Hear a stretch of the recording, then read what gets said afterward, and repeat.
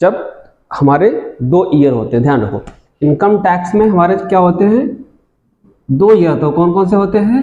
पहला होता है प्रीवियस ईयर और सेकंड होता है क्या? Assessment year. क्या होते हैं? 2 ईयर होते हैं, प्रीवियस ईयर और असेसमेंट ईयर। प्रीवियस ईयर क्या होता है?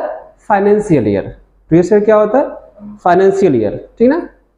और जिस ईयर में हम टैक्स कलेक्ट करते हैं या इनकम को एसेस करते हैं उस ईयर को हम क्या कहते हैं? Assessment year. जैसे अभी हमारा क्या चल रहा है? Assessment year 23-24। और इसका प्रीवियस ईयर क्या है? पिछला साल क्या है? 22-23। इसका जो फाइनेंशियल ईयर बीत गया उसका क्या है? 22-23। और उस 22 और 23 के इनकम को हम एसेस कर रहे हैं, मतलब कि कैलकुलेट कर रहे हैं और उसके इनकम और इनकम टैक्स की लायबिलिटी को कैलकुलेट कर रहे हैं। तो इस ईयर को हम क्या कहते हैं? Assessment year. क्या कहते हैं? Assessment year.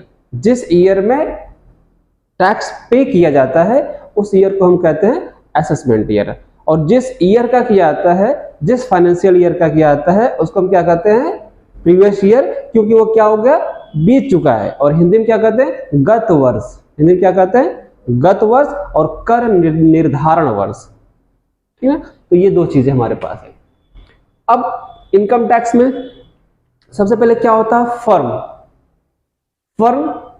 कि कौन कौन सी फर्म रजिस्टर्ड होती है उस फर्म के आधार पर क्या लगते हैं? टैक्स लगाए जाते हैं, ठीक ना। तो फर्म हमारे पास कौन कौन सी होती है? पहला होता है इंडिविजुअल पर्सन। कौन होता है? इंडिविजुअल मतलब कि जो हम आप जैसे क्या है? इंडिविजुअल है। प्रोप्राइटरशिप फर्म क्या है? इंडिविजुअल है, ठीक ना। तो हम फर्म की बात कर रहे हैं तो सबसे पहले इंडिविजुअल हो गया, HUF हो गया। क्या हो गया? HUF। उसके बाद हमारा क्या है? फर्म है। उसके बाद क्या है? फर्म है। उसके बाद क्या होती है?